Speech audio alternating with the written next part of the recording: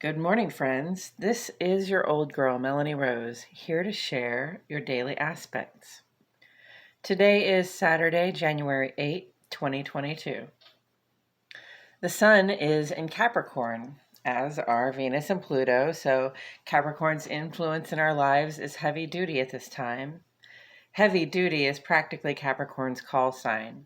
We experience a strong sense of duty at this time to be engaged in the work that maintains our sense of security in the world. It's a good time to answer the question, what would make me feel the most supported and secure? The multitude of answers we bring to this question can shape the foundation upon which we lay our plans. The moon is in Aries all day today. This kicks in greater access to our drives and instincts. We feel the urgency to act, and this can make us impatient with anything that slows us down. Aries is the first sign of the zodiac, so heart-centered initiative and beginnings are favored for the next couple of days. And the waxing crescent, nearly first quarter phase of this moon says we can finish up making our plans and begin to act on the plans that we have made. Making plans and getting to work.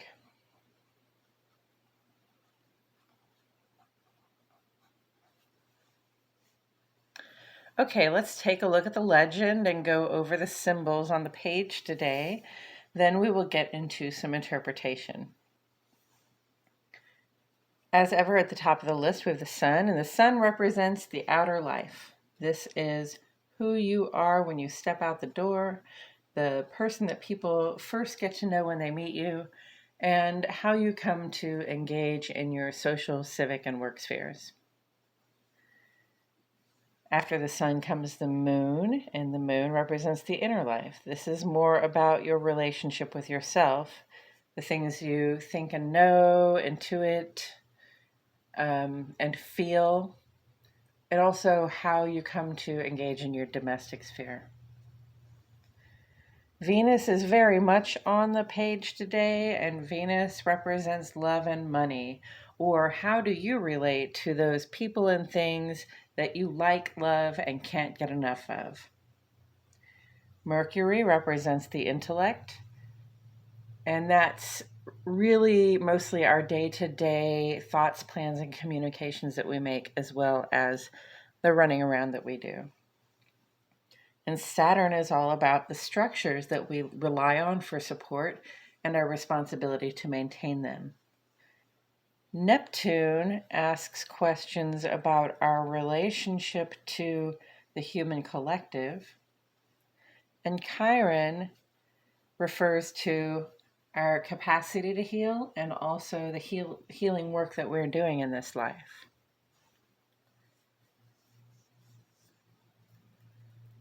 Okay, so let's get into this. I have divided the page into two columns, one for each of our luminaries. The moon sheds light on our inner lives. It sets the tone for our emotional experiences and our home space relationships. The moon moves quickly, creating several short aspects that bring with them energies that may affect our feelings and intuitions. The sun sheds light on our outer lives, setting the tone for our experiences at work and in the social and civic sphere. I address the rest of the planet's aspects on this side because they take longer and they have more to do with our actions out in the world. And we begin with the sun side today in the ongoing column, Venus retrograde, through the end of the month, the 29th, has us feeling conservative in our approach to sharing our love and labor. This is the time for our commitments at work and at home to be under review, for us to ask ourselves questions about whether our relationships to those people and things we like, love, and can't get enough of is balanced. Are we receiving the right amount of value for our investment? Do we need to negotiate a better deal for ourselves? This applies to our love lives, yes, but especially with the heavy Capricorn influence at this time, it also applies to our finances and to our relationship to the work we do. And today is day 3 of 4 for Venus sextile Neptune. This aspect has made us especially receptive to self-care, romantic intimacy, and pretty things. It can be a good time to go shopping for clothes and accessories since we've been feeling especially attractive. Especially connected, sensual, and loving intimacy with our beloveds is still on the menu. Venus retrograde may have brought up a bit of detachment when it comes to those close relationships, but that doesn't mean we shouldn't seek to connect with those people we plan to reaffirm our commitment to. And today, Venus is doing something else entirely. No, all of these things at once. She's a multitasker, I'm telling you. Venus reaches its perihelion, or the closest point it will come to the sun in its orbit. All orbital paths are somewhat elliptical, right? We've got the sun, and this would be the orbit. Or if you're looking at it from above, that would be the sun, and that would be the orbit. So they're all a little bit elliptical, but Venus's orbit comes closer to being a regular circle than most others. So the shift is subtle. Venus perihelion puts a spotlight on the effects that Venus is having in our lives right now. So if we've been avoiding the questions that Venus retrograde brings up for us, it may be a little harder to do that at this time. Self-care is especially indicated right now, as our capacity to love and labor for others is intimately connected with our capacity to love and labor for ourselves. How big is the cup you pour from? Can that capacity be expanded? And more importantly, how do we refill it? Spotlight. Venus effects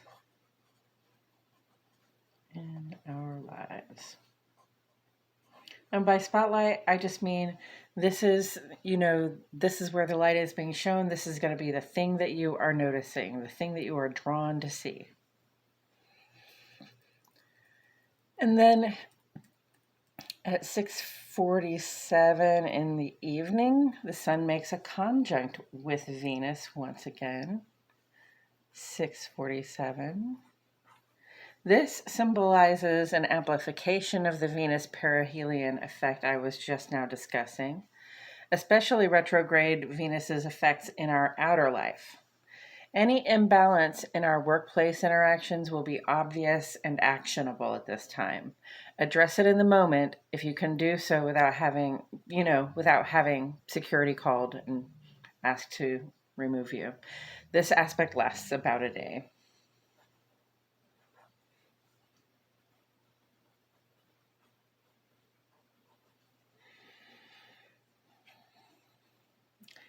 Workplace imbalances want to be addressed.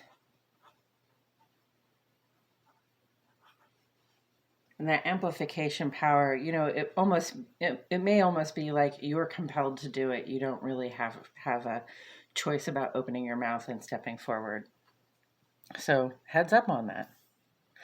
As for the moon side of the page, let's switch colors here so we have a little differentiation. At 1:37 in the afternoon, the moon makes a sextile with Mercury. So this is very, let's talk about it. Our feelings are on our minds, especially in the home space. Talking about it with someone we trust is likely to generate a good outcome. Let's taco about it.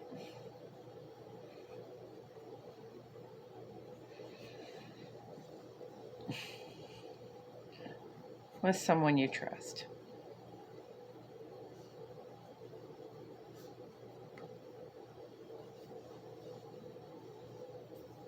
And then at 11:26 in the evening, rather late, the moon makes a sextile with Saturn. This is the aspect for showing others we care through practical means. We help with the chores and lock the doors so that everyone feels supported and safe. Practical care. Don't say it. Show it. She's from Missouri. You'll have to show her.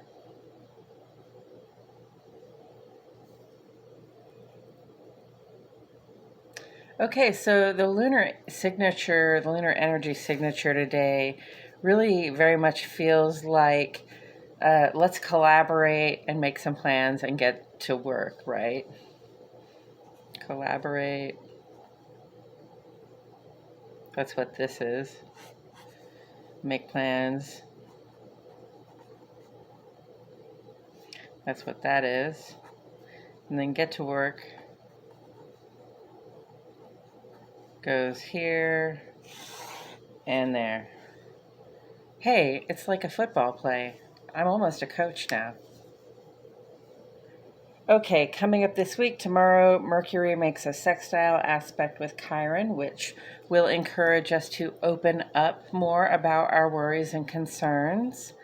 And also, tomorrow we will see the first quarter moon in Aries, inviting us to go ahead and begin to act on the plans we're making this week. And I did want to remember just to give you the heads up that less than a week from now, Mercury will be going retrograde for 3 weeks. So that's on the 14th when Mercury retrograde actually begins, although you may feel the effects during the stationing the last few days before the retrograde. Just shakeups in communication, funny little problems with phones and computers, and miscommunications sometimes seem to abound, and just sometimes getting stopped when you're trying to get somewhere. Getting stopped trying to move forward in a quickly way. So that's Mercury retrograde, and it's coming up for us. It's really just an indicator to slow down and see what you can do to refine your process. But that will be retrograde for 3 weeks, and it will go direct about a week after Venus goes direct on the 29th. And on Tuesday next week, Mars will make a square with Neptune, and Mercury will run retrograde, right? And we'll talk about these things and more as they come up. That's it for today, friends. This has been your Daily Aspects, an astrological weather forecast for Saturday, January 8, 2022. Welcome to the new year, friends. Thank you so much for joining me today. My name is Melanie Rose, and I will see you all back here tomorrow for more Daily Aspects.